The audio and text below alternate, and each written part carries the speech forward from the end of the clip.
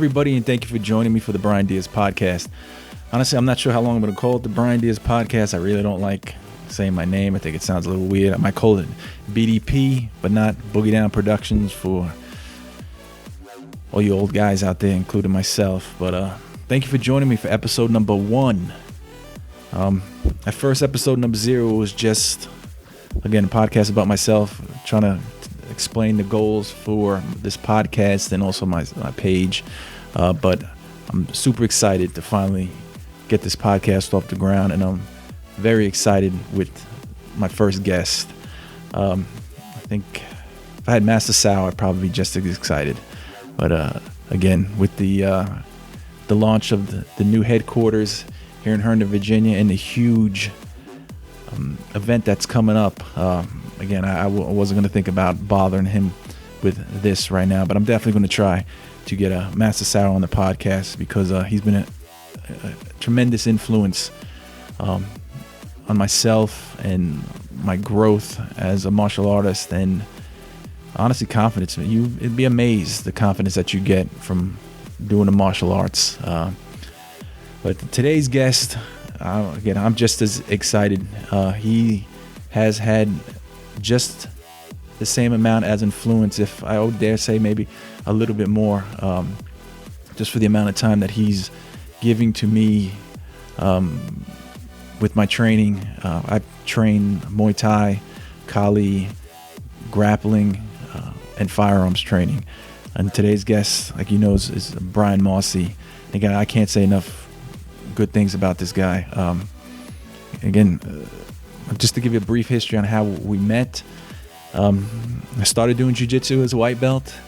At the time, Mossey was a blue belt, and I would avoid rolling with him because he would beat the shit out of me. It was something I was not used to. It was aggressive. It was aggressive, and it could be painful. I remember one time when we would line up, and he would be the only guy open, and I would sit down. I'd have to get in his guard, and he would look at me, give me a smile, and say, right arm, arm bar. And not even 15 to 20 seconds later, if even that long, I would be in an arm bar with exactly what he called, and it would frustrate the hell out of me. And there was one time when Master Sal was sitting to his left watching. Mossey says, hey, arm bar, left arm. Master Sal, he's giggling. Sure enough, 10 seconds later, bam, I'm in the arm bar, and I'm pissed. Master Sal looks at me, he's laughing, he goes, you better tap. And it drove me nuts that I could be manhandled like that there was absolutely nothing I can do about it. It frustrated the hell out of me. I wanted to avoid Mossey as much as I could because I hated that feeling of the vulnerability that I felt, because I'd never felt that in my life, and it fucking sucked. So I remember after jiu-jitsu class, I saw him teaching his Muay Thai, and I saw videos of him teaching Kali, and I really had to swallow my ego and say, you know what, you got to learn what he's teaching. And that was probably one of the best things that I've done. And 6 years later, I can say, again, I wouldn't change anything. It's been painful, but it's exactly what I needed. That's exactly what I wanted to learn. There was nothing sport about Mossey's game. It is strictly self-defense. I didn't want to learn anything sport about it. I wanted to learn about the self-defense aspect, and that is exactly what he's given me. It's unfortunate for me and for everyone else in this area that he opened up a school in a new location, but I constantly keep in contact with him. Thankfully, we get to meet up quite often, and it's amazing. You know, I think I've learned almost everything from him, and he can teach a class and say something, and again, it'll blow my mind, and I have to go home and think about what just happened and figure out how that can work in my game. Because I think the one thing that Mossey really instilled on me is that everybody's game's different, and you have to learn what you can, keep what's useful, and master what works for you. I've had the hardest time in Muay Thai, even with boxing. And again, not everything that he taught works for my height, for my body type, but he's always known what direction to push me in. And, you know, I really appreciate that. That's the same thing I get with Master Sal. I can't imagine how lucky it was for me to start in martial arts and have these two legends, role models in this area training under one school, because I know there's a lot of times where people have to bounce around before they find someone that either makes sense to them or is legit. And Master Sowers and Bryan Mossey are as legit as they come. So I just can't believe how lucky I am, and for the people in this area who take the time to train under both Master Sal and Bryan Mossey. But again, I think I'm going on 6 minutes of rambling right now. Let's jump into this podcast. Mossey goes into a ton of stuff. If you guys have any questions or comments, leave them. I will leave the information underneath this podcast and on these links on how you can get in contact with Bryan Mossey. YouTube page, his website, even on Facebook. Check him out. Again, leave your comments. I'll definitely answer them. Any questions that I can't answer, I'll find out who can get those answers for you guys. So without further ado, let me cut the rambling. Let's jump right into this. This is episode number 1 of BDP, or the podcast. First guest, Bryan Mossey. Hope you enjoy, and thank you for watching. And come back again. Thanks. I appreciate you doing this. Oh, it's my pleasure. This is actually going to be the first podcast for the show. I did 2 already, but I definitely wanted you to definitely be the first. Well, after all the time we spent together, we got a few things to talk about, a few stories you probably would bring up. That we definitely do. But just for everyone now watching this, I'd love to, just for you to explain the lineage that you went through, that even I'm so honored to be a part of. Well, and you're a big part of it. I started martial arts and Western boxing. Okay. And so that was my first love, and competed and did Golden Gloves and developed a real love for that. And then I thought, you know, because I was such a brainiac, I thought, well, I learned how to punch, probably I learned how to kick somebody. That'd be good. And so I tried for a while Taekwondo and karate, and knocked out Master Kim Jong-il, or whatever his name was, and decided that he didn't know shit about real fighting. And right. So that's not going to work for me. And got introduced into the Jeet Kune Do community in the early 90s, and that was a real eye-opener for me. Okay. Because then I got to see what Bruce Lee had done with his art. I'm like, I get to learn what Bruce Lee did. I mean, who wouldn't want to do that? Mm-hmm. So started studying Jun Fun Gung Fu. Got introduced to Sifu Mike Matthews, who became my coach for, I guess, 7-8 years, and got my black belt under him. And at that time, in the early 90s, Thai boxing was really coming on the scene. You were starting to see Thai boxing in competition, and it hadn't really gone mainstream yet. So our community has always been, you know, if it works, we want to be one of the first guys on it, see what it's all about. And Inosanto was pushing Thai boxing heavy, and at that point had even said in order to get an apprenticeship under Dan Inosanto, you had to get your certification in Thai boxing, take your level 1, right, or actually all the way to level 3, or you couldn't be in his community either. That's how much he believed in it. And I'm like, well, there's something here. I probably ought to spend some time in it. And so I went deep into the Thai boxing and training and competing, training fighters. And that took me down a whole nother path. Being under Inosanto, I also, in addition to Jun Fun Gung Fu, or Bruce Lee's art, got heavily into Maphilindo Silat, which was his blend of Silat, and became enamored with Silat, mainly because of the weapons grappling. Okay. That made sense to me, because from my bouncing days, everybody wanted to bring a weapon, and everybody didn't know how to use it, and everybody ended up on the ground hitting each other with things that weren't fun. And so that made sense to me. Why wouldn't you learn how to use a weapon on the ground, as well as learn how to grapple? So went forward and got instructorship in Thai boxing, as well as Maphilindo Silat under Inosanto, and Jun Fun Gung Fu. So I'm certified under Inosanto in 3 arts. And then you got exposed to grappling, and because Bruce Lee was headed down that direction. He believed that you needed to be competent in all four ranges of combat, as he defined them, which was, ground, clinch, boxing, and kickboxing. So he believed that you needed to be functional. And he was investigating grappling, but at that time that he was studying, you could get judo, and you could get wrestling, and some exposure to Silat, but those guys weren't here yet. They weren't in the U.S., so you couldn't get any exposure. There was some Shudo, which, Japanese wrestling that Inosanto got introduced to, and we all got exposed to that material, but there wasn't a, quote, formal system for the grappling any more than kind of an amalgamation. And that amalgamation became, Larry Hartzell really became the head of that, which was the Jun Fun Gung Fu Grappling Association.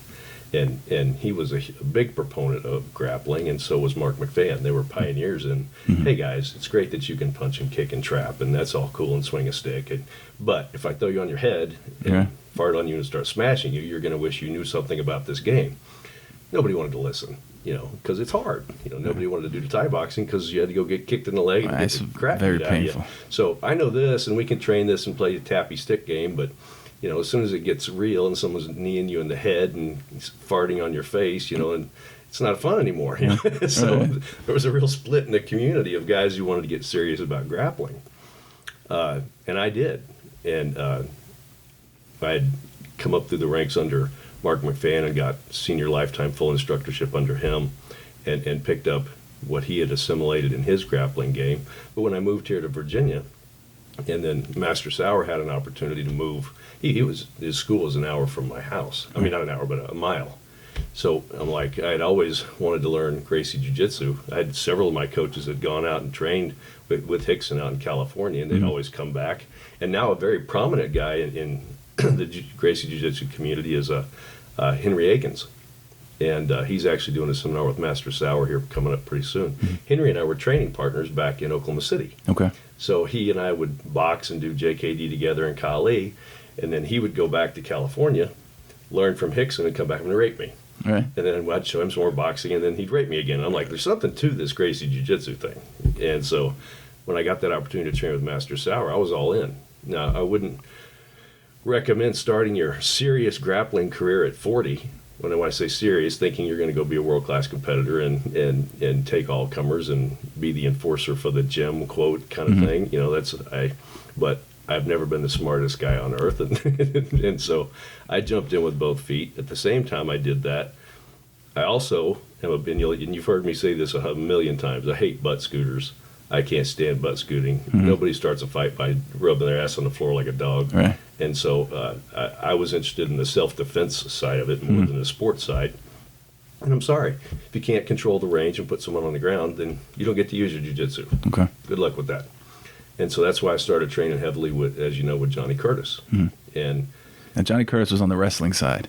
Johnny Curtis was two-time All-American wrestler, George Mason, and then he was on the international wrestling team with Dan Henderson and Randy Couture, competed in 27 countries.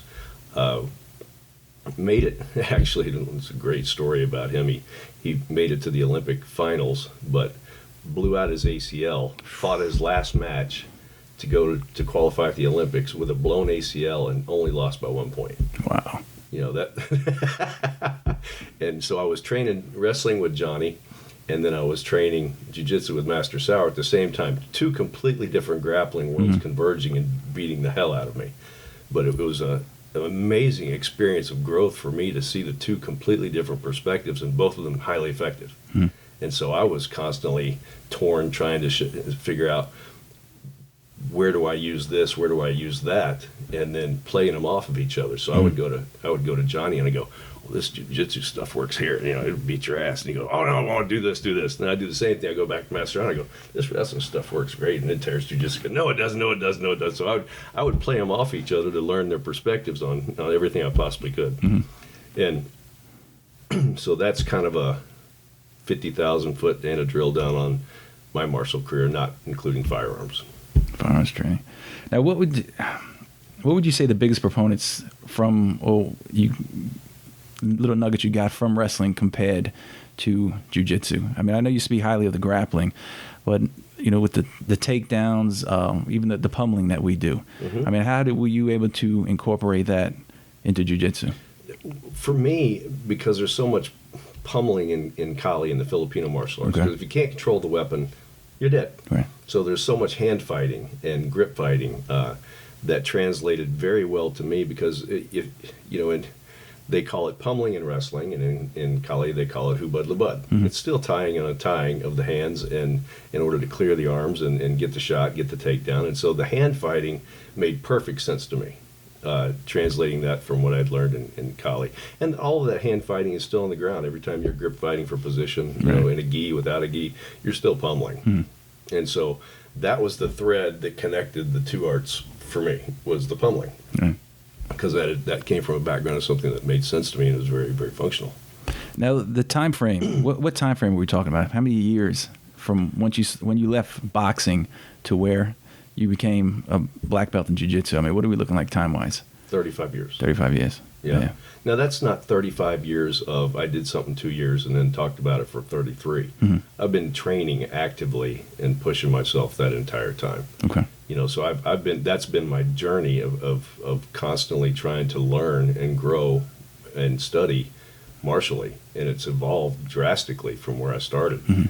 And so I think one of the biggest things that Bruce Ninasanto can definitely espouse and have espoused and lived is constantly stay a white belt, because the minute you think you know something, you're going to get an ass kicking from hell. And that has been proven to me so many times by just thinking I know what I'm doing. And I'm not saying I don't know what I'm doing, but I am saying that everybody's got a perspective, and you can't have everybody's perspective, and you can't learn everything there is to know from one guy. Right.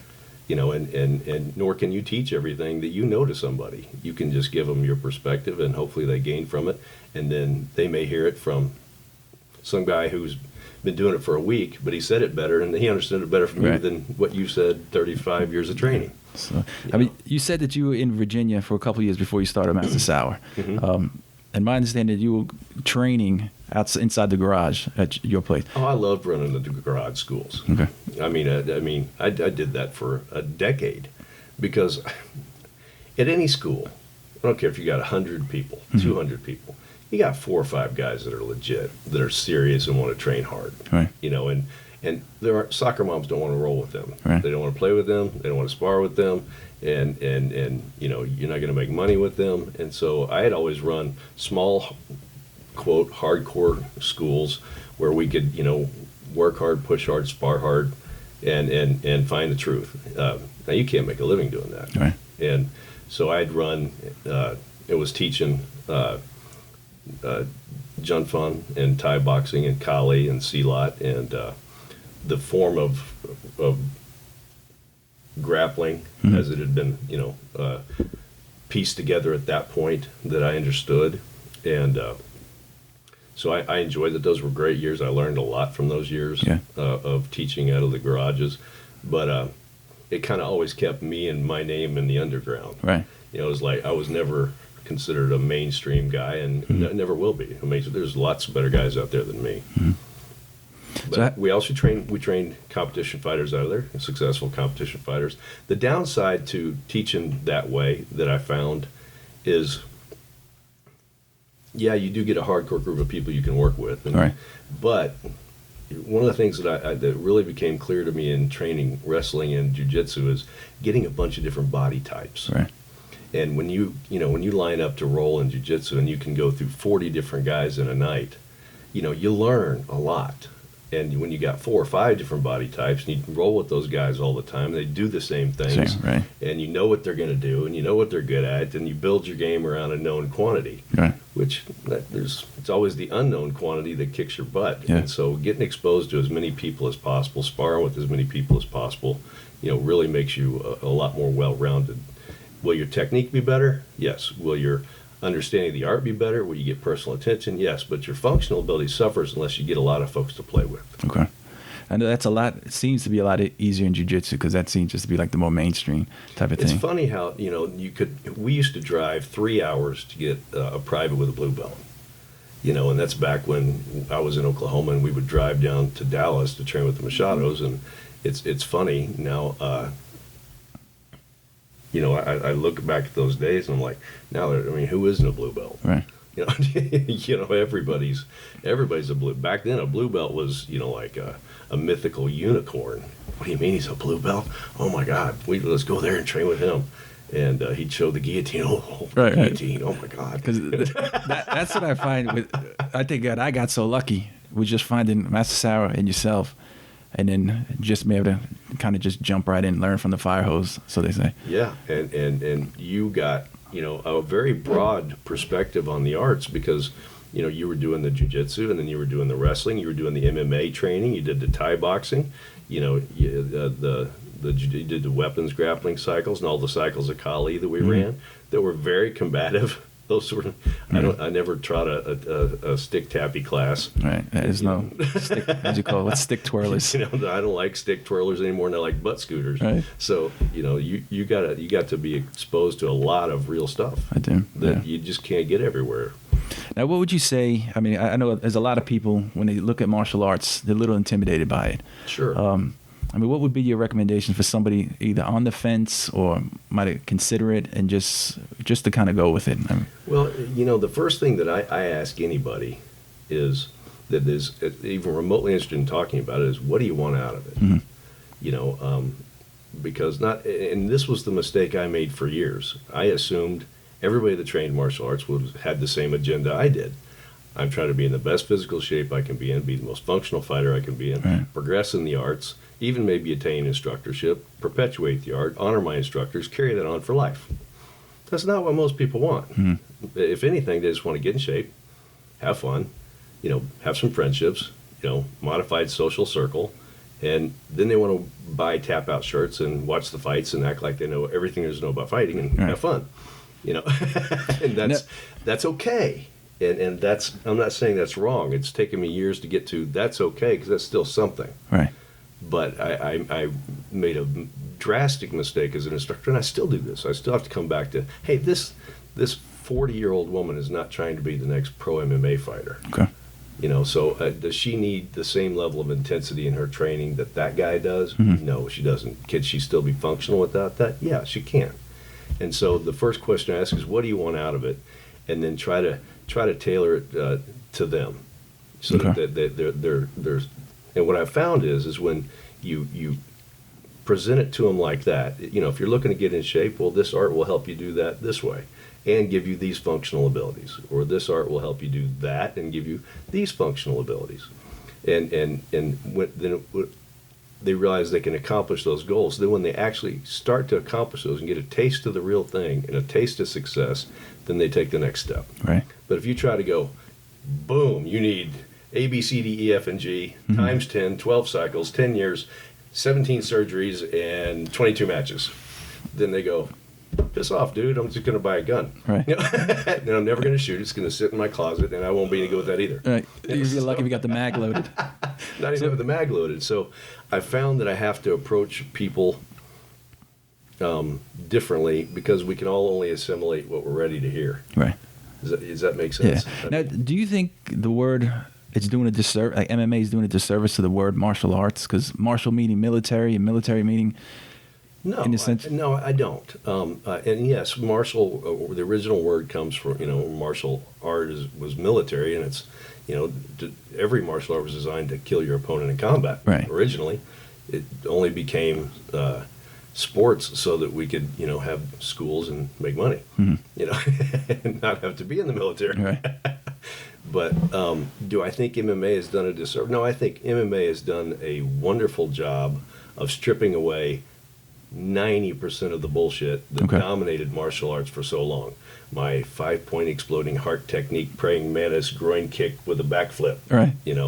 Or I need split toe shoes and claw handle, grappling hooks in order to be a ninja. Right. It just has, or that, God help you, you think Aikido will help you with a boxer. All these arguments that had been internet, as soon as there was an internet, before then it was just people arguing in Black Belt magazine. Right. It dispelled so much of the garbage that had permeated Martial arts is like everybody you talk to is some form of a shitty used car salesman. And they everyone wants you to believe that everything you buy is a BMW and will do 200 miles an hour and gets 40 miles of the gallon. Well, that's what they're selling. Well, how would a new student kind of vet those types of instructors? It's so hard. It's like telling somebody, have you ever raced Formula One? No. I want you to go out and pick the Formula One car you're going to race with this weekend. And you know nothing about it. Right. It's impossible. Yeah. It's impossible. The best thing you can do is find somebody that has trained in a legitimate self-defense art, and then ask their opinion, and then ask 20 other people's opinion, and then get online and research and try to find the art or arts that match what you're trying to accomplish, and then find that guy that has certifications and qualifications and can do that. If you want to go be a world-class MMA competitor, I know who to send you to. If you want to be the world's greatest Kali guy and blade guy, I know who to send you to. Nobody's great at everything, and any instructor who tells you he's great at everything is lying to you. Okay. So we're all better at some things than others, and so, but there's this old paradigm that still exists, and it's all ego. No instructor wants to tell you that he can't give you everything you ever wanted. Of course, I'm the master.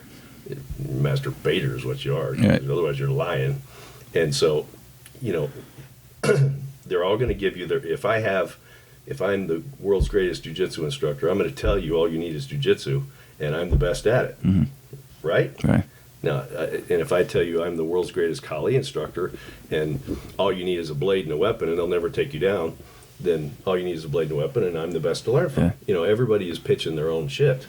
And I think that's probably, for me, the scariest thing, and when I realized that, because starting off in jiu-jitsu, and then I remember getting changed and watching the Thai class kind of start, and just hearing the kicks on the pads, and it's thinking to myself, fights don't start on the ground. That's really going to hurt if it starts there. And even seeing some of the Kali classes with the swords or even with the knives, it's there's a lot more to this game than. Oh my gosh, one of the hardest things you could ever.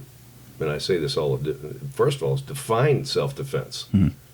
Just define it. Okay. Is that a car jacking? Is that a home invasion? Is that shit hit the fan Katrina? Is that without rule of law? Is that roving band of gangs? Is that me in an elevator with a rapist? What is it? It's not an MMA match. Right. I'll tell you that right now. Self-defense has nothing to do with that. The hardest thing you could ever do is to prepare to be a competent self-defense fighter, because you don't get to define the weight class. You don't get to define the size of the opponent. You don't get to define their skills, their skill level, how many of them there are, where it takes place, what weapons they have available to them. Right. You get to define nothing and still have to survive. And self-defense is not about winning a medal. It's about, living, right, breaking contact and living. And so that's a very different mindset. And you don't get 8 weeks to get in shape. You don't get to whatever your cardio is. That's your game. Right. And whatever your conditioning is, that's it. And it's game on. And you get no notice. Right. And maybe you start with a whack over the head. Yeah. If you weren't paying attention and texting and walking to your car. Right. So good luck with that. That's about as tough a scenario as possible. And call it San Bernardino, active shooter environment. Was your weapon on you? Right. Are you proficient at doing anything other than shooting targets that don't shoot back and move? Shooting flat range shooting is very different than shooting for your life. Right. If you're not shooting and moving, definitely, you're just getting shot. And again, you got to learn definitely a set of skills, because even for myself, the minute I get to my job, everything that I'm carrying needs to stay in the car. I'm going basically naked when I go through that door, and it's just even talking with the security manager, he knows my past, and we've talked about stuff, and he goes, "Hey, look, something happens, look for me. The guards have guns. Get one from the guard." Right. It's like, just do what you have to do. Well, I've seen you shoot. I'm sure you're a hell of a lot better shooter than those guards are. Well, that's the thing. I mean, you see these guards, and they're out of shape. I can't imagine them getting up a flight of steps and then even talking to them that they have to qualify maybe once a year. Yeah, well, they'll shoot once a year. Right. And they're lucky to not shoot themselves doing it. And then you get exposed to a completely different, world of competitive shooting, which can be gamey too. Right. There's every art has got its gamey crap to it, but you can't argue that people that go out and do competitive IDPA or IPSC or 3-gun, you cannot argue that those people can run a gun. Right. Their fundamentals are there, and then once the fundamentals are there, you can start learning tactics. I hate having tactics arguments with people about it. I mean, it's Batman versus Superman bullshit. They can't even shoot, and they want to argue about whether or not they should turn the corner or bust the door. Oh, really? It's like, really? You can't even hit the target at 21 feet with nobody banging you with a stick or right. A fire going off around you. Now, would you say there's a big difference from shooting a pistol from a rifle, or if you know you're good with the fundamentals on a handgun, you can translate that over pretty quickly to a rifle? That's a great question, and I think I'll give you my perspective. It doesn't make it right. You have to remember that when you're shooting a pistol, you're talking about a 1.5 pound, maybe 2 pound weapon that has a 5 pound trigger. And you get 2 points of contact, 2 hands to control all that. That's as hard a game as you can possibly play. Being able to shoot a pistol well and move and shoot with that pistol and manipulate that thing is as hard a game as you can play. Because think of the difference when you pick up a rifle. You're talking about a 5 to 7 pound weapon with a 2 to 3 pound trigger and 4 points of contact, 2 hands, shoulder, and cheek. Okay. You got twice the control, half the trigger weight, and more stability, with a longer sight radius. So everybody that can run a pistol can pick up and run a rifle. No question. But just because you can run a rifle does not mean you can pick up a pistol and run a pistol. So for me, because there's only so many hours in a day. Right. And so for me, trying to keep a functional level of skill, if I can only shoot one thing a week, it's pistol. Because I know I can translate that very quickly with 2 more points of contact and a lighter trigger tomorrow. Right. Definitely. If I got to pick up my AR or my AK. Because I know we were training maybe almost 2 years every Friday. Yeah. And more than that sometimes. I think so.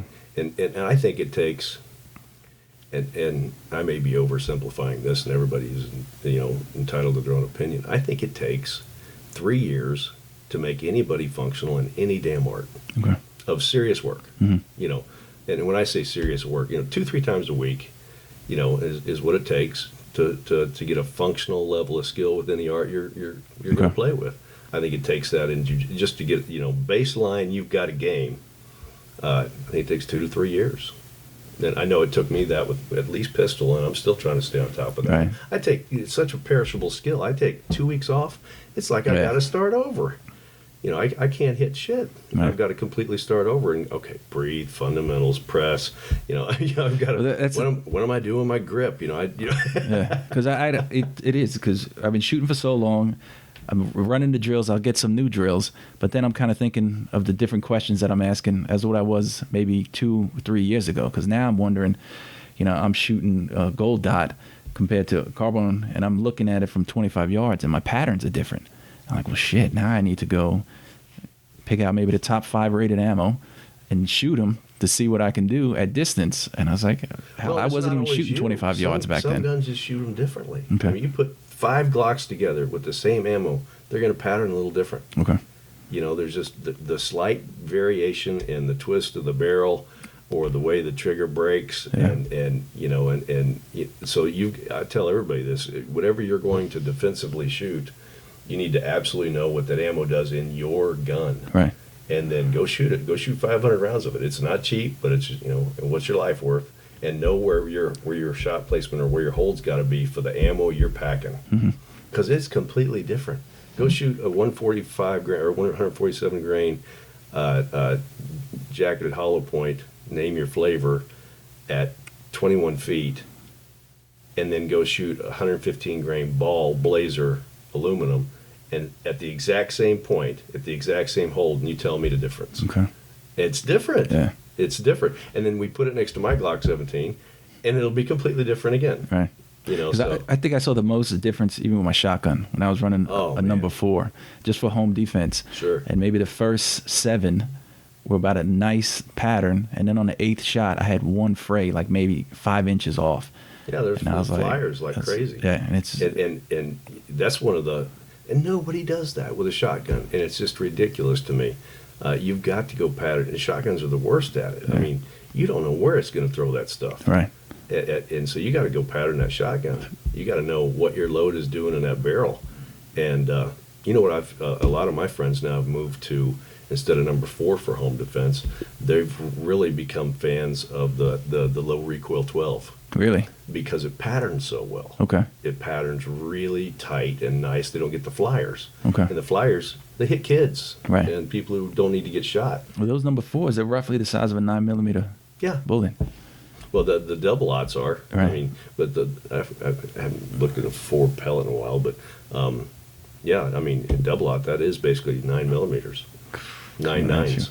But I'd encourage you to try the low power. I will. 12, the 12s. And Federal. Okay. And a lot of guys I really respect that are really good shotgun runners, they're all running that now. Are they? And they're saying that for home defense. Because it just patterns so well. Okay. And that you don't get the flyers, and anything that's a flyer in self-defense is a liability. You got to account for every round. Right, and that's even a good topic to bring up when you're talking about home defense. It's not only about that, but you really got to study, say, the lines of your house. Yeah, well, and I'm not convinced, and everybody who gets in this and spends 5 minutes has an answer because someone told them on the internet. Mm-hmm. And of course, a shotgun is the most devastating weapon us civilians can go buy, other than a 50 cal. Right. But you really don't need to be shooting a 50 cal next to your daughter's bedroom at bad guys. Right. if you do, we got real problems. RoboCops coming down the hallway. But the shotgun is not necessarily the best weapon for self-defense in the home. Okay. If you don't run it all the time, you're not familiar with it, and you can't feed it, which keeping the damn thing loaded is a bitch. Go look at any competition guy run a 12 gauge. That's the art. Mm-hmm. That's the art right there. And if you don't have the ability to don a pack quickly and keep that thing fed, and you've got a load that goes through sheetrock into your dog, wife, and kids, maybe not the best solution. Yeah. So I tell everybody that if you grab a shotgun and saw off the barrel and then put a pistol grip on it. I'm like, have you ever tried to shoot anything with a damn pistol grip on it with a shotgun? If it's not standing right in front of you, good luck with that. Right, go run a shotgun course with a pistol grip shotgun. You're not going to hit shit. Because we did. I think my first shotgun had pistol grip. I know. And I think we took that off. I had to smack you around with it a little bit. We took it off pretty fast. We had that thing ripped off in a week. Had a heat shield on the top too. Oh God, you and your heat shields. You're like, just don't grab the barrel. The Mossberg 500. You still got it, I'm sure. Hell yeah. It's tweaked. It's running a light, a nice dot on the front. It's good. A stock. It's good. We're good to go. But I would, if you and take the semi-auto versus the pump, are you going to get? You've run a shotgun course now, haven't you? Yep. Yeah. What does everybody do? They short stroke the damn thing under stress and then jam it up, and then they're under stress and they can't even get around in there. And you're going to give that to your wife who never shoots ever. And the first shot blows her head off, kicks her back 8 feet, and then she short strokes it, if she even knows to stroke it. And then, now it's jammed up, and she has a $1,000 club. No, not smart. Not smart. You got to take into reality, and this is what we were talking about earlier, realistic expectations, and then train to those expectations. Okay. You're not going to make her a Marine Corps shotgunner. And if you're not willing to do that work, then that's probably not the right weapon. Definitely. So that's my take on it. Anyway. Okay. I mean, going back studying martial arts, I mean, you got people kind of getting over the intimidation. Well, and I think go watch serious guys run a pistol. Go watch serious guys run a carbine.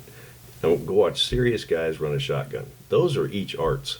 Anybody tells you that's not a martial art, that's the original art. You're running a weapon to take people out. That is the original martial art, whether it was a stick or something you tied to a stick. It was running that weapon that kept you alive. And so anybody who says that running a pistol isn't its own art or its own craft doesn't know what the hell they're talking about, because it is a serious art. And I'm not talking about can you stand there and in 10 minutes shoot a target once Right.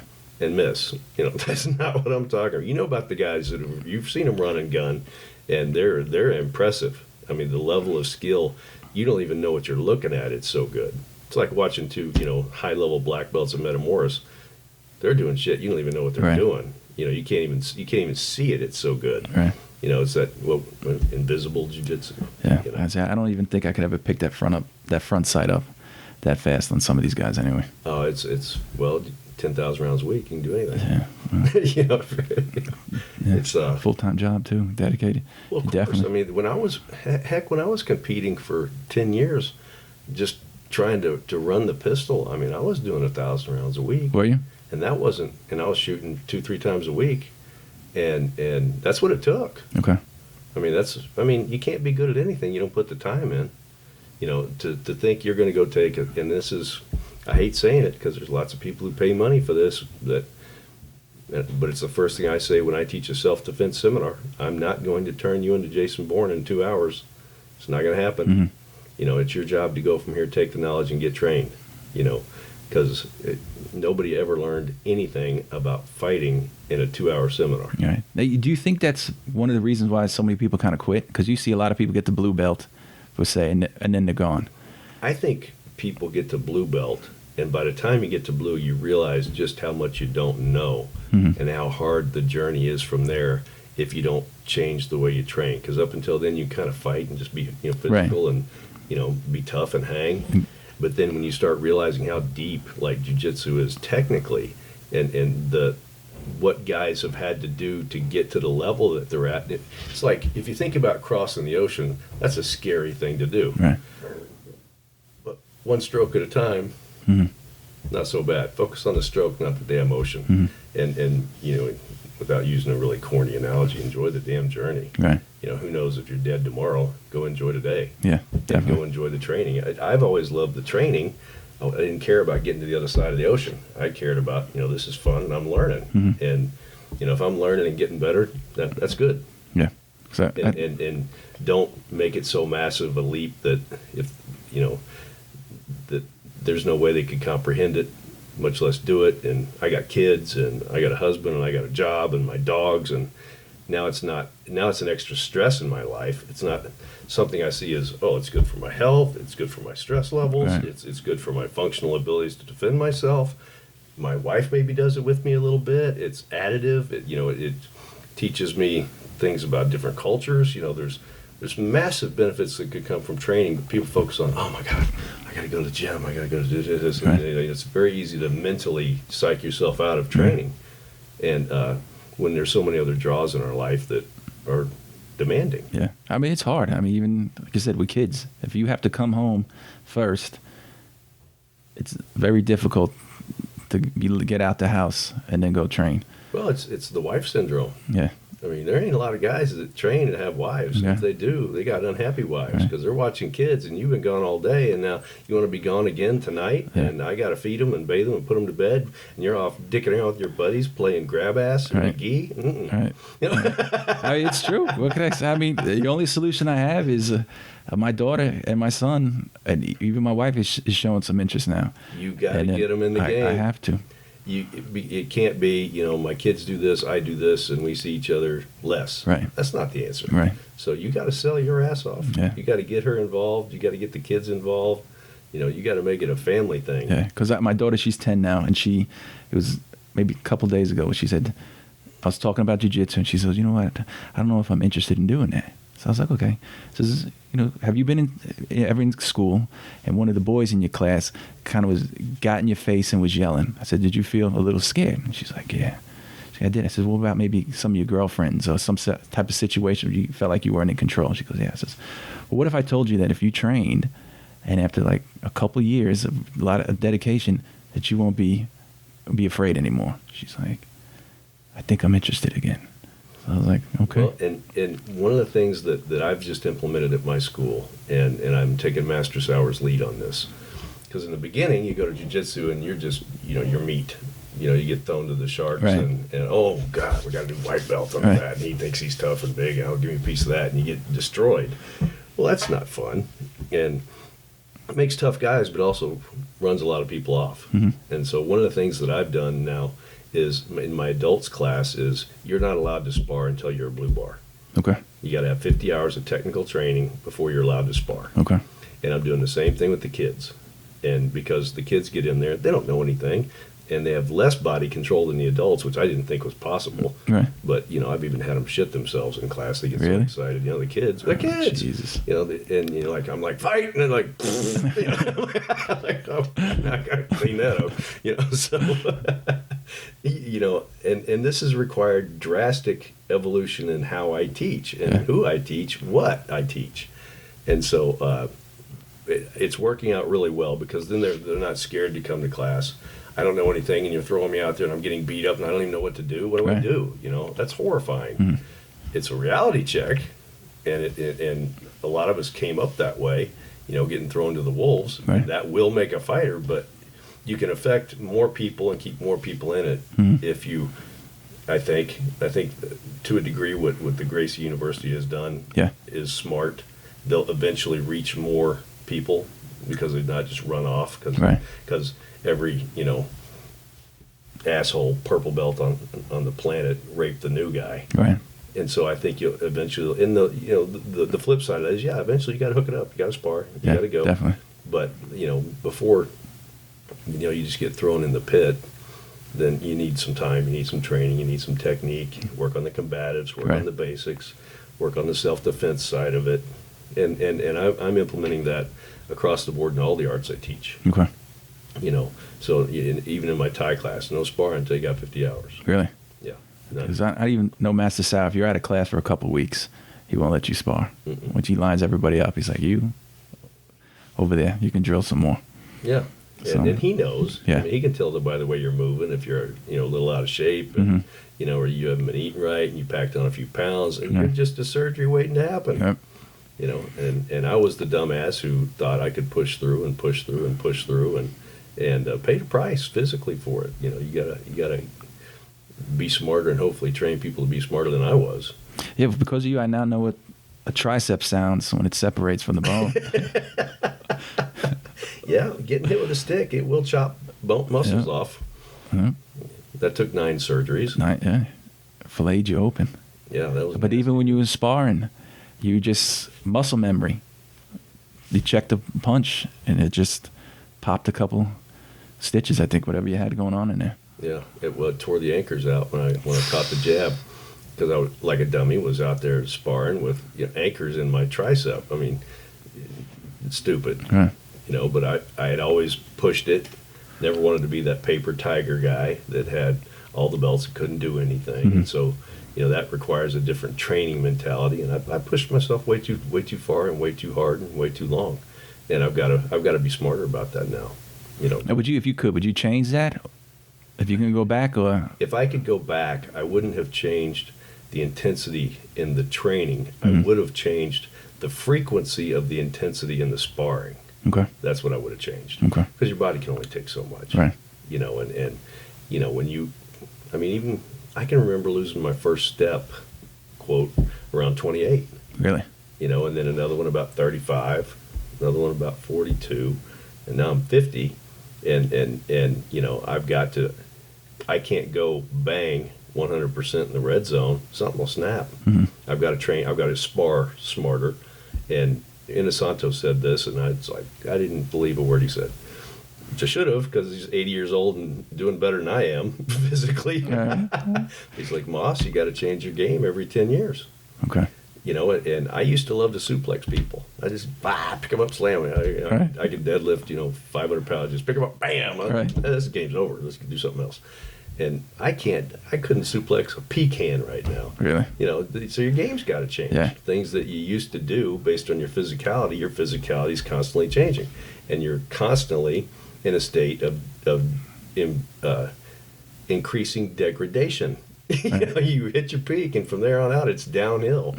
And so you've got to modify your training. I don't care if we're talking pistol or Kali or jits or wrestling. You've got to change your game. You've got to learn new techniques that fit your body now. Right. So you're constantly, just because you learned the game for you once, you're not done. You have to learn the game for you 4 more times before your career is done. You know, You got to fact again. Body types, like you said, different. My game at my height is definitely going to be different from somebody at a different height, and that's it. And then you tweak your knee, you're not going to move like you did. Yeah. You know, your footwork is going to be different. And you know, you tear that shoulder up real good once, then, you know, you're not going to carry that arm as high, and you're going to take some more shots in the head, so you better get your chin a little lower. You know, you got to change your game up. You got to constantly be evolving to stay in the game. Now, how would you what's your philosophy of the belief, the difference between drilling and sparring? It's not a difference. It's what is it designed to do? You know, training technique is not sparring. Right. Sparring is not fighting. Okay. You have to drill to develop technique, and then you have to spar to develop functional ability. Mm-hmm. Because just because you got the technique perfect, you know, it's all about timing. Right. I could throw the perfect right cross with you in the bathroom, and it's not going to hit you because the timing was wrong. Right. You know, does that make sense? Right. So it's all about once you've got the technique, and then you've got to move beyond the technique and start working on making it functional, which is all about timing, distance, range. And it's very different between arts. There's tactile arts, which are, I feel you, I feel what you're doing, and I respond with the correct timing, with the correct move or the correct counter. Visual arts, striking arts, weapons arts, I have to see what you're doing and respond in time to effectively counter or deal with. Two completely different neural pathways of the body. And that's why you'll find people either gravitate to one or the other. They're a grappler or they're a striker.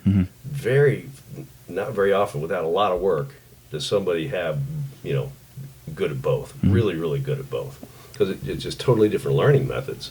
It's like teaching you Chinese versus Japanese. They're completely different. Right. They're completely different. And so, you know, learning to learn those two completely different games is not easy. Right. Because I think the biggest, probably eye opener for me, between the difference was the last time we were here when we were just practicing on trying to catch the one, and it's like you can drill this to catch the one, but now try to catch this at full speed. Yeah. And you know, it's everything changes. Well, in drilling, you have a compliant opponent. Right. You know, and that's good. You're working on timing, and you're working on technique, and you're working on you know, becoming functional with it. But you know, I rag on everybody. But yes, you do. you know, everybody's got their Kool-Aid, right. And I try to drink a little, but not all of it. And you know, but I rag especially on Kali guys, because they get very wrapped up in the technical side of the art, which is fascinating. I mean, who couldn't be fascinated by training this 72 drills version A through Z that are like, my God, some guy took the time to come up with this, and yeah, that would work. But if you don't, you know, take the paradigm that has worked in creating anything that's functional, do the technical work, then spar it. And if you're not sparring it, you're never in a million years under stress going to deal with it. You're just not. Right. And so, you know, I think way too much technical work, and lots of art. You'll find guys, it's easier to do technical work and to drill than it is to get punched in the nose. Right. It's you know, it's easier to let's go drill the arm bar versus some guy's going to put your big toe up your butt. Right. But you're doing a disservice too if you're not making people spar, because I see that with jits. At the same time, you don't have to kill each other. Right. You don't have to kill each other. You know, every Saturday I make my guys put on the MMA gloves, no gi, and roll. Okay. And I let them, you know, tap each other. And I tell them, you're not here to beat the hell out of each other. Right. But just getting touched in the face, you know, wakes you up a little bit. Right. You know, and you've got to continually introduce the reality to it. And if you're not sparring and you're not introducing things like the striking, or you're not introducing the weapons, you know, what is it you're training for? You're certainly not training for self-defense. And that's where you've heard me try to wake people up for over a decade. Right. You know, that's cool what you're doing, but don't think for a damn minute it has anything to do with fighting, real fighting. Right. I think that's another thing, probably the biggest thing I took from you, because you'll see 90% of the people in one art, and then it's like, all right, if you think jiu-jitsu is the best for you, that's great. Or you have you guys just doing Thai. And then if I can, the years I spent in Thai and Kali, I can be rolling with somebody and I could be in a bad position. Well, they think I'm in a bad position, but then it's like, you know, this is whatever. I can pull this or pull that. And now what I try to do is whenever I'm rolling, when I get in a dominant position, I'm always trying to go for the waist, just to kind of drill that in my head, check the waist, see if they got anything on them. And then it's, because again, I just don't, you might have tapped me with my left arm, but this right arm can reach a lot of things. And there is so much, and I love doing this to jits guys. I mean, I just love it because, I rag on everybody. Yeah. I love to have two guys roll in jits and just throw a blade out there at them and see what happens. Okay. And it cracks me up because they'll go for it. They're like, who doesn't know I need to get the hold of that thing? Right. They give up everything they've ever learned in jiu-jitsu. They give up their back. They get their back taken, and they get choked out. And it's like they never knew jiu-jitsu. It's because you introduced one variable to the fight. Just one. Whether that be the striking or a stick, there's a stick available, or an ashtray, or whatever the hell, let them hit each other with it. And it changes everything. And then it's amazing when you change one variable of what you're comfortable with in your defined range of combat, whatever it is you are, a jits guy or a Kali guy, or where you change one variable, put a Kali guy on his back mounted and with a high elbow mount and see, get to your blade, asshole, while I'm punching you in the face, They freak out. One variable has changed and your game goes to shit. You don't have a good game. And how do you? I don't think people learn that from watching, say, UFC. No, of course not. And it's just like how that to me is the biggest paradigm. It's like that's self-defense, like you talk about, and you're not going to get that via one art because they're going to be a handful of people that will just. It's going to be painful or a deadly. Each art brings something to the table that is valuable. And even the mindset of Kali and becoming proficient with weapons, there's value in that thinking. Right. Being able to pick up anything as an improvised weapon and use it, there's value in that thinking. Whether you're a jiu-jitsu guy or a Thai boxer, there's value in the training method of Thai for conditioning and for power and for clinch striking. If you don't believe me, go hook up with a pro Thai boxer and play his game for 5 minutes and tell me it sucks. If you don't think there's value in jiu-jitsu, hook up with a black belt and no training in jits and see how that goes for you. If you don't think there's value in boxing, glove up and go prove it. And and then try all that against a guy who's got a very hard stick, and knows how to use it. You'll learn, but just because there is truth in that art or that philosophy doesn't make it all damn truth. Right. Nobody has a lock on all truth. Right. And that's where people they put on the blinders because I know this is what I need, and I'm learning from the best because my coach says he's the best. Well, coach doesn't say they're the best. They can keep his students. Right. And I got news for you. Not every, it's, somewhere out there is the world's worst doctor, and today somebody had an appointment with him. Right. Right. And the first thing out of his mouth was, "I'm the world's worst doctor." Right. That's true. So you have to keep an open mind and then define your goals. And if your goals are realistic self-defense, welcome to the journey. And be willing to take a constant lifetime ass-kicking because you're always playing someone else's game that they're better at. Right. And again, that's the main thing. You got to make it a lifestyle. Because I think even for myself with the frustration, I may have a couple rough months with nothing in Kali's working. Sure. And it's trying to figure that out. Well, then playing with those guys that's all they do, that's really frustrating. Right. Because they're really good at it. Right. And then you step out there and go competitively shoot for the weekend with guys that's all they do, and they kick your ass. Right. And then you get on the mat and go to Naga and compete jiu-jitsu in the 20-year-old division, and they kick your ass. I mean, if you're actually trying to become competent in the basic ranges of combat for self-defense purposes, you're always behind the 8 ball.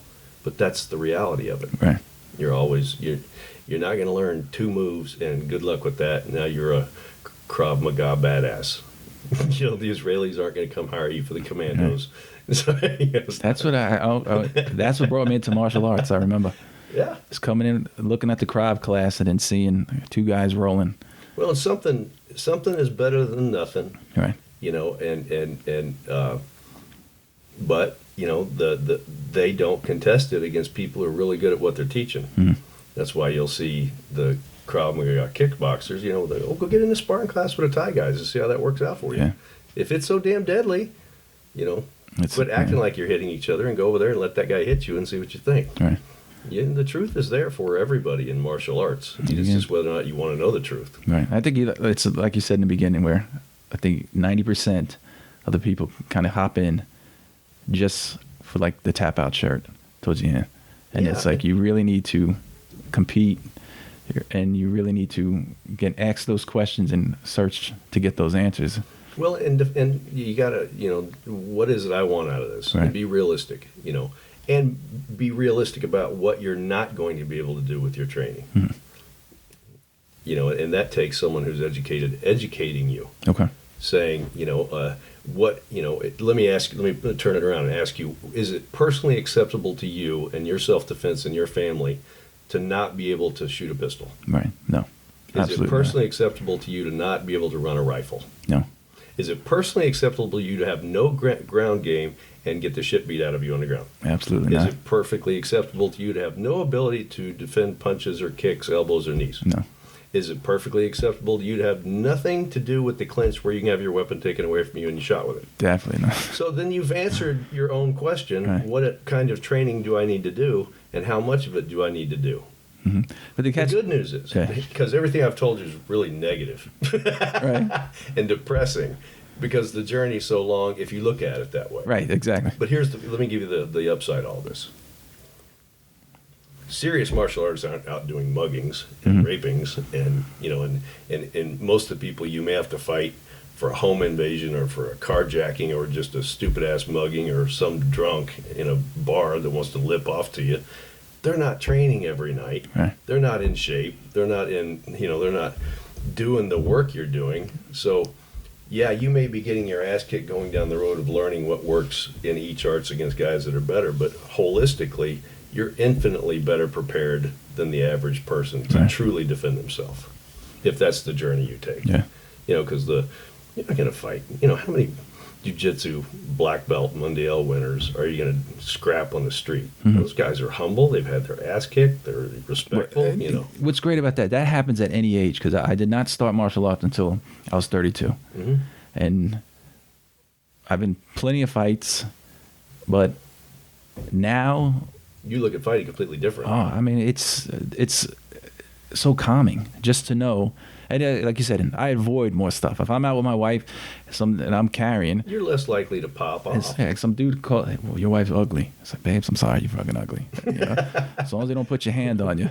Well, you brush off a lot more because you realize the level of violence you're capable of going to, including shooting someone to death. Right. And just because someone's an asshole they don't deserve to die. Exactly. Yeah. And so you brush off things you wouldn't have because you have a real frame of reference for the level of violence you can bring to the game. Mm-hmm.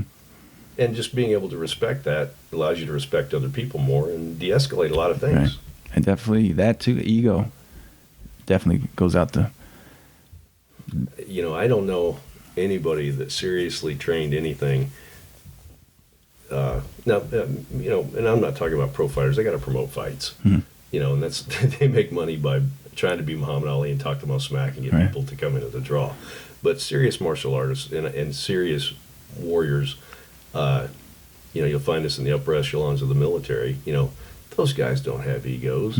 They're the most humble guys you ever meet in your life because they're true professionals and they know how to truly bring it. And those guys, they're not beating their chests and. And they don't need both arms sleeved up and, a swastika on their forehead for people to think they're tough, and they let a lot more stuff go. I think that's one of the benefits of training. You're like, man, there's no problem here. Yeah. You're the man. I'm out of here, because I actually fight every night and like it. Right. And I think if that's sunk in. I actually like it. So this doesn't bother me. Yeah. You're the man. Have a good night. That's crazy. I mean, I think one of the other things is that I really respect on what you do is for your colleague class. If you don't know the person, they can't take your class. I mean, there's a specific amount of time where you have to get to know them, see how they roll, see them in other classes before you're even allowed to step in. Well, I've always kind of had a watershed that you had to get to a level 1 in Thai boxing with me. Okay. And take a level 1 Thai test before you were really allowed into my colleague class. Because do we really want to be teaching people? We don't know if they're on drugs. We don't know if they're mentally stable. We don't know if they've got a criminal background. We don't know. These guys walk in. I don't know if they don't have, a family tied up in their basement. Mm-hmm. You don't know these people, right. And you're going to take and teach them how to kill with a blade. The blade's deadly enough as it is, but then you start telling them where to stick the damn thing, and giving them functional skill to kill, and you have no moral reference for these people. Teaching somebody to punch and kick or do a lapel choke, or that's one thing. Right. Teaching how to turn somebody into Swiss cheese with a blade is a completely different paradigm. And so I've never been comfortable with just, I don't know you, here's how you kill people. Right. That just doesn't make sense to me. I don't want this knowledge out there for everybody. They're dangerous enough as it is. And so I appreciate you saying that, because I've always tried to do that, to highly vet who I teach Kali. Right. I mean, and again, it just speaks to your character and what you're really trying to do. Because you're not, because I remember Kali class, when they gave out free trials, like I said, there was 60 people that showed up, and you just made us X pattern, and the whole room smelled of rattan. And then we had it smoking pretty good. Man, that night, it was insane. And there were people with busted up thumbs, and you can just see that after 15 minutes of stroking X, it's like, do I want to do this? And it's like, I remember I had the blisters on my hand, or even from, you're the reason why you'll never see me in flip-flops unless I'm walking from my gym locker to the gym shower and back. You can't fight in flip-flops. I mean, to go, what was it? We walked out, and there were guys who were in flip-flops. Everyone had their feet cut up because we did terrain. The test was on the terrain. Dirt mound. No, it wasn't. It was gravel. Gravel, that's right. That big gravel mound from the construction. That thing was like 8 foot high. Yeah. Made you guys take the hill. Fight backwards up that thing. For the people who were flip flops. Well, training is a big part of Kali, environmental training. Okay.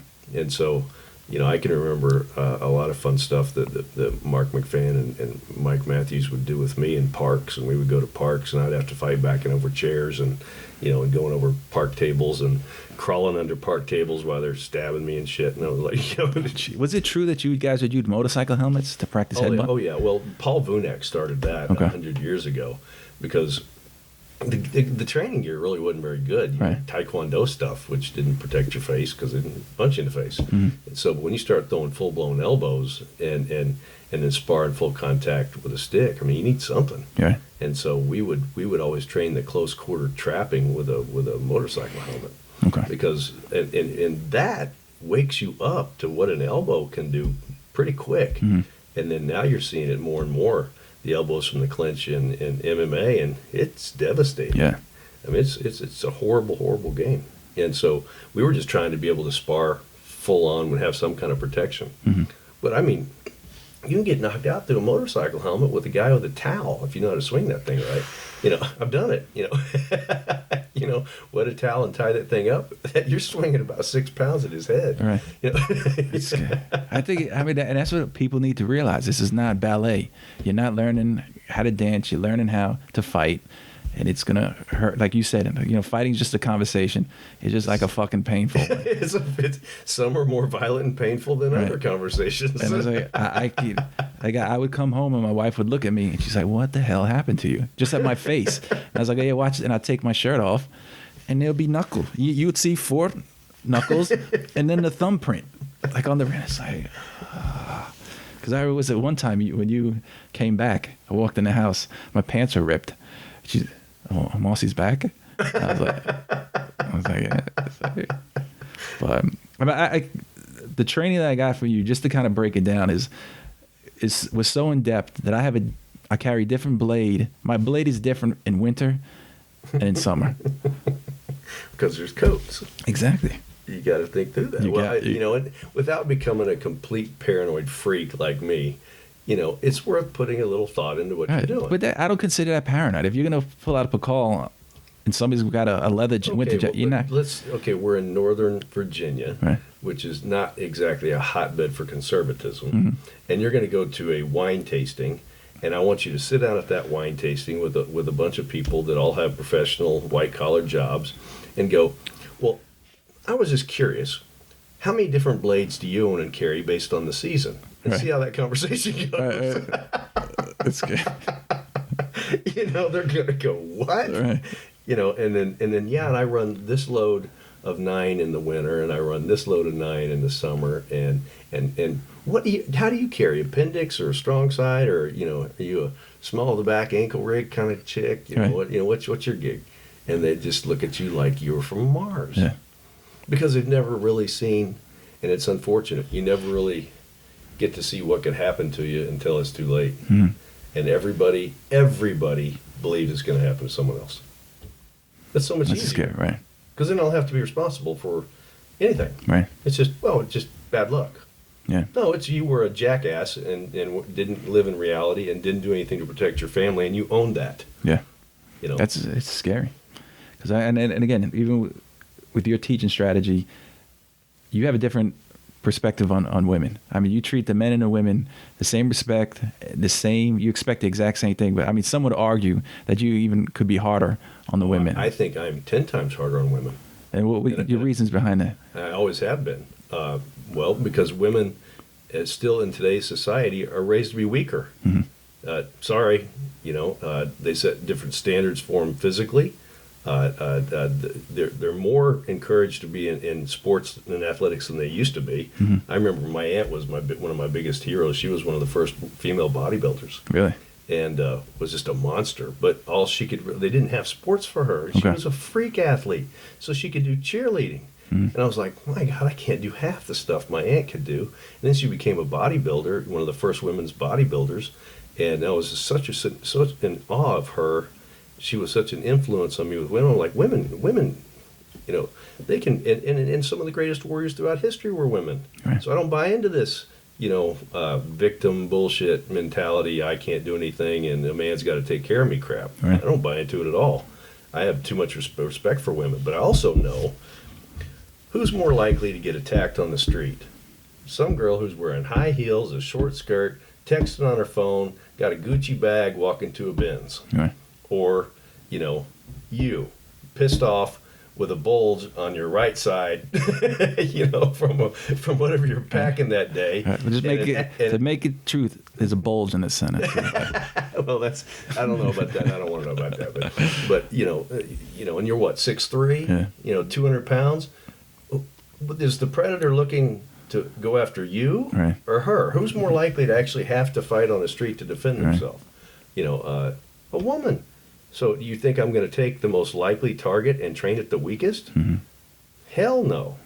And so the women that I've trained, and I've trained some badasses, and you know, and I'm very proud of them. And you ask any one of them, I brought it to them harder. They got no quarter, and I think that's the most respectful thing you could ever do to a woman, is train them as hard or harder than a man. Well, then what's more equal rights than that? You know, you don't get any soft spots from me. I ain't bringing you cookies and powder in your fanny. I'm gonna kick shit out of you. Because your tie tests are pretty legendary, intense. Because I think how many people is it actually full contact for a level 1? Nobody. I didn't think so. No, nobody. Yeah. You're not even really supposed to hit them on a level 1. Right. And sorry. And let alone, I think what I found out mine through a text from you. Have a good night's sleep. And I was like, what the hell does that mean? Well, I'll tell you tomorrow. It's like, it's intense. It's... Well, and it's supposed to be. Yeah. You know, it's supposed to be getting you ready for the ring. And dealing with that adrenaline and performing in front of people and the physical requirements of that test. You know, they're getting ready to fight. Right. I mean, if you don't have a point of reference for that, how do you ever do it? You know, so you got to gradually amp it up and ramp that up, and that's where I think prepping to test or prepping is a great beginning mental evolution of what I got to do to actually be able to fight. Right. And I think the thing with Thai also is, you know, the intensity of it, the cardio aspect of it, but during the test, you can't back up. No. You take one step back, then all right, it's game on. You're pretty much done. Which teaches you to come forward. Right. And no army ever won a war backing up. So, I mean, it's... you know, I hope people listen to this would definitely kind of see the importance of just training multiple arts. Even... Well, but there's a method to the madness with those of us in the Jeet Kune Do community, I'll call it. There was a method to the madness. Bruce had a method to the madness that he pulled from to create the art of Jun Fun Gung Fu, to systematically reproduce it. What those of us that have gone into the Thai and the Jiu-Jitsu and the Silat is, we realized, okay, that was what he had available to him. There is nobody on earth can tell me that, based off of where he was in his research, he wouldn't have gone into Gracie Jiu-Jitsu. Right. No way in hell you could tell me that. He was already in Kali and doing what he could with Silat, and he was watching video on Thai boxers going, man, that right kick, that right knee is some serious shit. Yeah. We need to look at this. It's just, we had the benefit of, he mapped out a blueprint, and then Asanto perfected it and blazed the path for all of us. So it's not, if I go out there and train 10 different arts, I'm a fighter. No, you don't even know what you're trying to accomplish. Define the mission statement. Functional in all 4 basic ranges of combat, with and without weapons and multiple attackers. That's the game. Now, you can go farther than that. You could add long-range rifle, carbine, shotgun, pistol, long and short weapons. You can, in Mark McFadden's system, 7 ranges. Okay. And I've always focused, on the basic 4 and then the add-ons for people who wanted the firearms training. Now, what would you say with the 4? You got short, medium, long? Well, it's kicking range, punching range, clinch, and ground. Okay. That was Bruce's definition of the 4 ranges of combat.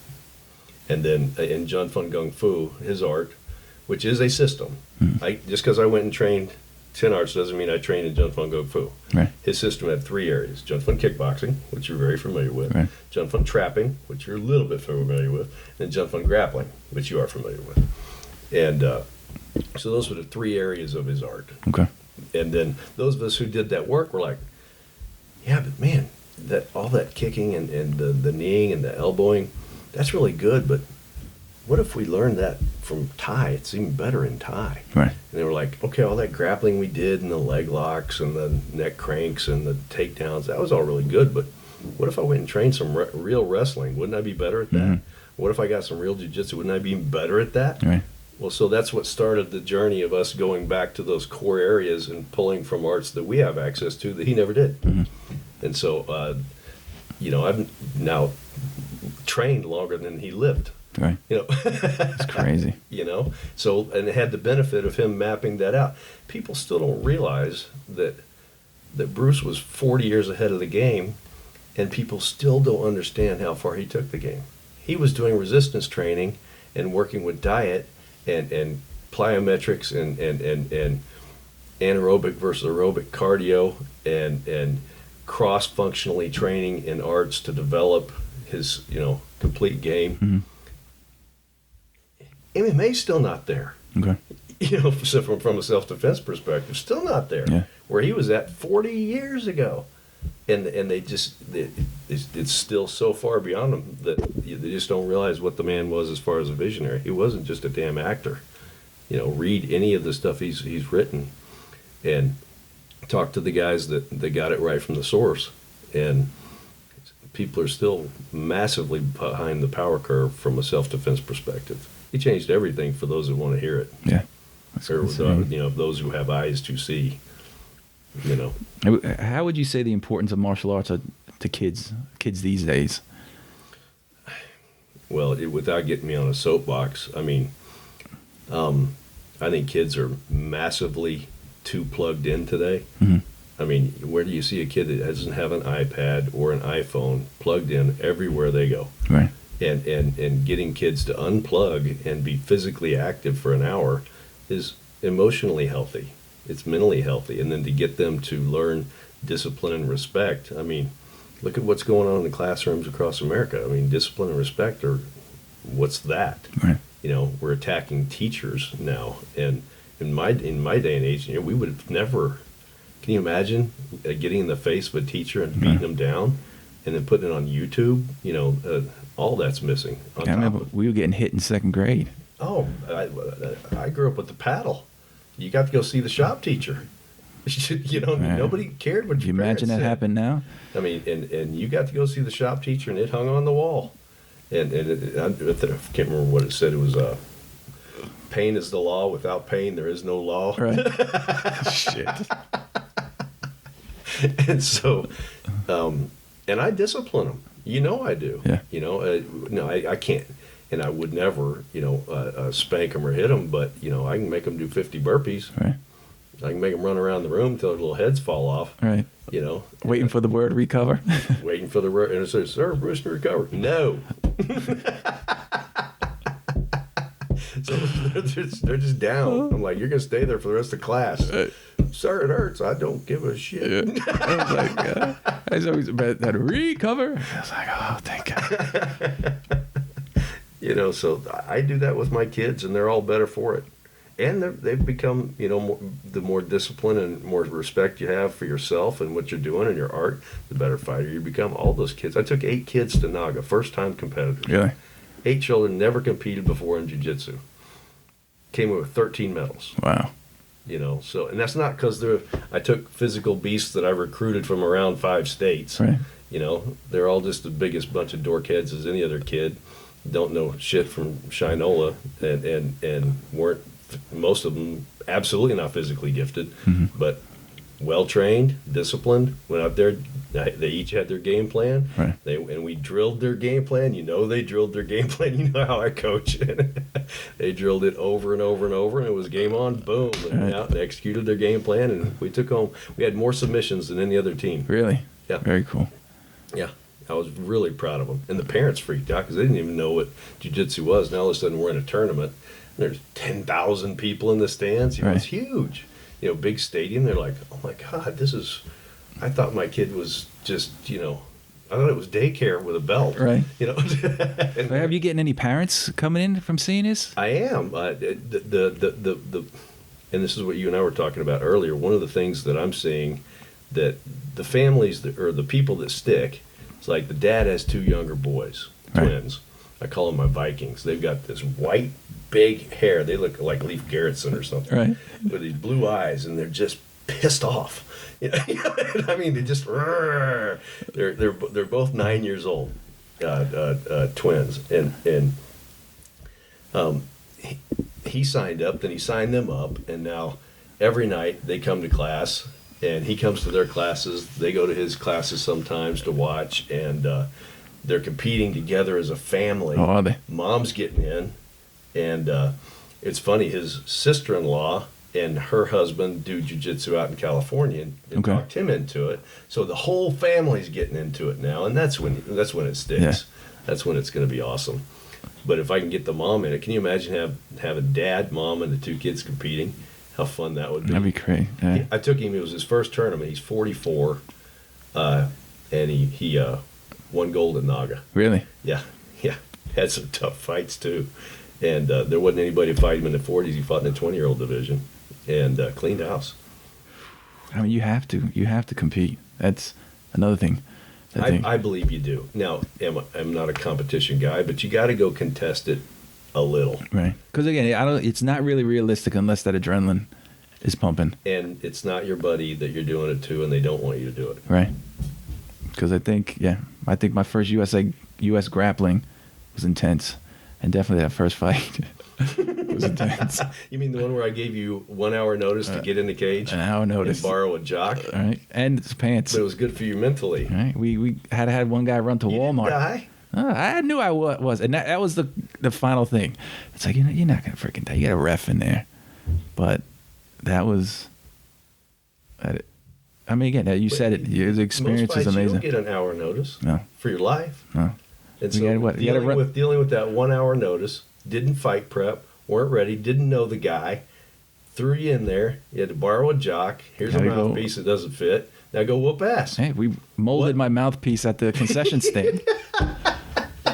Now, is that the best way to train a competition fighter? That's the only. No. We got to make it worse because it was Mother's Day that day. Oh, that's right. And I had to call my wife to watch it. That's right. And I remember the first. She was so mad at me. Oh my God. Was it the first 30 seconds? I went after him and he had his hand up and his thumb cut me. Yeah. I'm bleeding. And all I can think of is I got to fight this guy away so my wife can't see all this blood coming out of my. But it was, you were always in it not to be a sport guy. You were in it for self-defense. Right. So I gave you a completely different experience. Right. I'm not there to make you we're going to do a 10-week fight cycle, and then we're going to get you ready, and then you're going to go compete, and blah, blah, blah, and right diet, here's your workout, blah, blah, blah. No, you needed to go just, okay, here we go, game on. Because that's what it was originally, a scheduled fight, and then the guy pulled out.